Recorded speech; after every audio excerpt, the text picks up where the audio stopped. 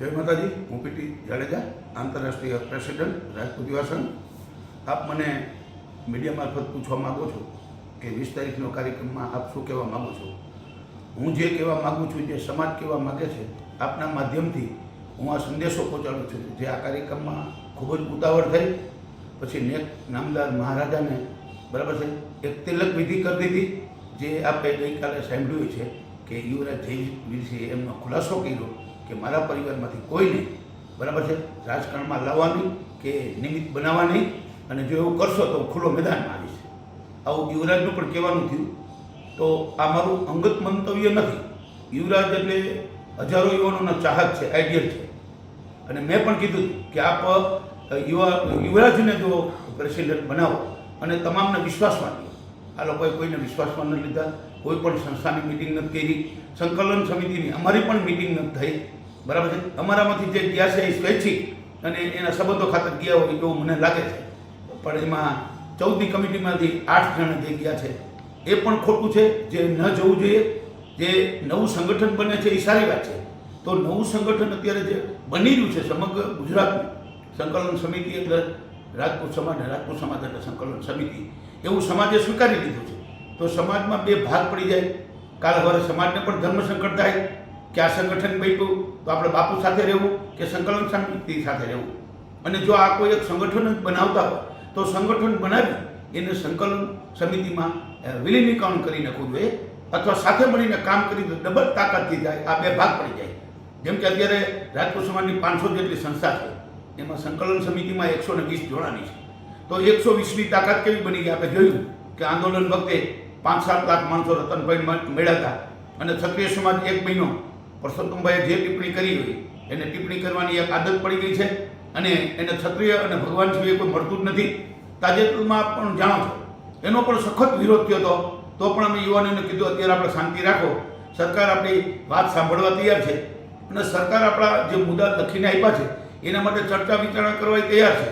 તો સરકાર જ્યારે બોલાવે ત્યારે નહીં બોલાવે તો ફરી પત્ર આપી રિમાઇન્ડર કરશું કે ભાઈ અમારી વાત તમારે સાંભળવાની છે. ન સાંભળે પછી કાંઈ નિર્ણય લે, વાત બરાબર છે. પણ આ ઉતાવળો નિર્ણય હતો, વધારે પડતો ઉતાવળો નિર્ણય હતો. કોઈ પણ સમાજના આગેવાન એટલે કે 33 જિલ્લામાંથી કોઈ પણ જિલ્લાનો પ્રમુખ કે તાલુકાનો પ્રમુખ કે કોઈ પણ સંસ્થા, માનો કે 500 સંસ્થા છે, પછી આ જે સંગઠન બનાવવાની વાત કરી એ ખાલી ગિરાસદાર રાજપૂત સમાજનું સંગઠન નહીં, ક્ષત્રિયોમાં આવતા તમામ સમાજ આવી જાય. આપ જાણો છો જે કાઠી સમાજ આવી જાય, કારિયા સમાજ આવી જાય, નાડોદા સમાજ આવી જાય, કારિયામાં જે શાખાઓ હોય પુરબિયા તો એ પણ આવી જાય, હાટી આવી જાય, કાઠી આવી જાય, મૈયા આવી જાય, ઠાકોરો આવી જાય. તો 3 થી 3.5 કરોડ ક્ષત્રિયો થાય. તો તમારે જો આવડું મોટું સંમેલન કરવું હતું, સંગઠન બનાવતું તો તમે સંગઠનમાં કોઈને વિશ્વાસમાં લીધા જ નથી જે ક્ષત્રિયોની વ્યાખ્યામાં આવતા હોય. મતલબ ઉતાવળપણે નિર્ણય લેવાઈ ગયો છે. સમાજની દ્રષ્ટિએ સમાજ જે કહે છે એ સમાજ આ બોલે છે, હું નથી બોલતો. આ મારું પર્સનલ નિવેદન નથી, સમાજની વાચા આપું છું. મને ચારે બાજુથી મેસેજ આવે છે, અને બોલવા માટે તો હું સત્ય છે કાયમ માટે બોલેલું છું. હું કોઈ રાજકીય માણસ નથી, પોલિટિક્સ માણસ છું. અત્યારે શું આમાં રાજકારણ ઘૂસી ગયું માનો છો તમે? યુવરાજે કાલે નિવેદનમાં કીધું છે કે જ્યારે બાપુ એને મળવા ગયા ત્યારે કીધું હતું કે RSS જેવી એક સંસ્થા ઊભી કરવાની સંગઠન મારફત, બરાબર છે. પછી સીધું સરકાર સામે નહીં પણ RSSની જેમ આપણે એક સંગઠન બનાવવા માગીએ છીએ. ત્યારે પણ યુવરાજે ચોખ્ખી ના પાડી કે સંગઠન બનાવવાની શું જરૂર છે, અને અઠવાડિયે કંઈ આંદોલન ન થાય, અને અલગ અલગ સંગઠન શું કામ? સંગઠન જે છે એને મજબૂત કરો. તો હું એમ જ કહું છું, સમાજ એમ જ કહે છે જે સંગઠન બન્યું છે એ સંગઠનને તમારે તાકાતવાર બનાવવું છે, મોટું વિશાળ બનાવવું છે. તો એમાં વિલીનીકરણ કરી અને આ સંસ્થાને આનાથી પણ ડબલ મોટી બનાવી શકાય, બરાબર છે. તો એ નથી કર્યું. પણ 2-4 ક્ષત્રિય સમાજના જે આ હોદ્દા પર પણ નથી, સંકલન સમિતિમાં નથી, કોઈ સંસ્થા પણ ધરાવતા નથી, અને આ સમાજ પ્રત્યેનું કોઈ બલિદાન પણ નથી એવા અર્જુનસિંહ, બરાબર છે, જે એને આખું સ્ટેજ સોંપી દેવામાં આવ્યું. સ્ટેજનું સંચાલન આખું એને કરવામાં આવ્યું. અને અમારા સંકલન સમિતિમાંથી 2 સભ્યો હતા અને બીજા 8 એની સાથે હતા. એમ કહું તો ચાલે એમ નહીં. એટલે સંકલન સમિતિએ પણ નવા સંગઠનને રૂપ આપવા માટે એને સમજાવવા જોઈએ કે ભાઈ આપણે આ સંગઠન બન્યું છે તો બાપુ આપણે મોટું સંગઠન બનાવી અને આપણે સંકલન સમિતિને મોટી કરી. 120 સંસ્થા છે તો આ નવું સંગઠન બની 121. અને રાજવીઓ પણ આવતા હોય તો વેલકમ રાજવીઓ, ખૂબ સારી વાત છે, બરાબર છે. રાજવીઓ ભલે આંદોલન વખતે આપ જાણો છો કે ક્ષત્રિય સમાજની વિરુદ્ધમાં હતા, ક્ષત્રિય સમાજની વિરુદ્ધમાં રાજવીઓને ભેગા કરી અને એને પણ મિસગાઈડ કરતા હતા. તો અત્યારે જે હતું એ આપણે ભૂલી અને રાજવીઓને સ્વીકારવા માટે તૈયાર છીએ, કારણ કે રાજવીઓ છે એ ક્ષત્રિય સમાજનું ગૌરવ છે. એમના સાથે જો રહેવા તૈયાર હોય અને રહેતા હોય તો ભાઈઓ સાથે રાજવી રહેશે તો ભાઈઓ તો ખુશ થશે. તો હવે સંકલન સમિતિનું શું પગલું રહેશે આગળ?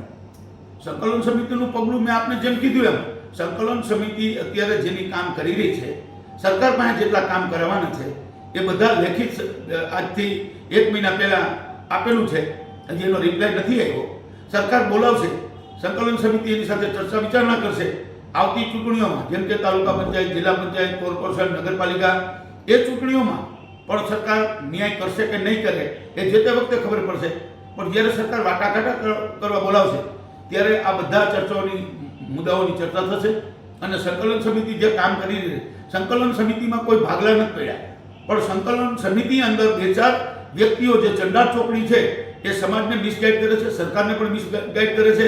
સરકાર સાથે રહેવું છે, સમાજ સાથે રહેવું છે અને મોટા ભાઈ પણ બનવું છે, બરાબર છે. આવનારી જિલ્લા પંચાયત, તાલુકા પંચાયતની જે ચૂંટણી આવે છે એમાં ફરી સક્રિય આંદોલન ચાલુ થશે કે કેમ? ના, એમાં તો આંદોલન જે તે વખતે મેં આપને કહ્યું એમ કે જે તે વખતે ચૂંટણી વખતે અમે એવું નિવેદન કર્યું છે કે પણ તમે સંખ્યાને આધારે, જેમ કે પાટીદારો કરોડ હોય અને એને તમે માનો કે 46 ટિકિટ આપતા હો તો ક્ષત્રિય સમાજ 80 લાખ હોય તો એને 30 ટિકિટ આપો.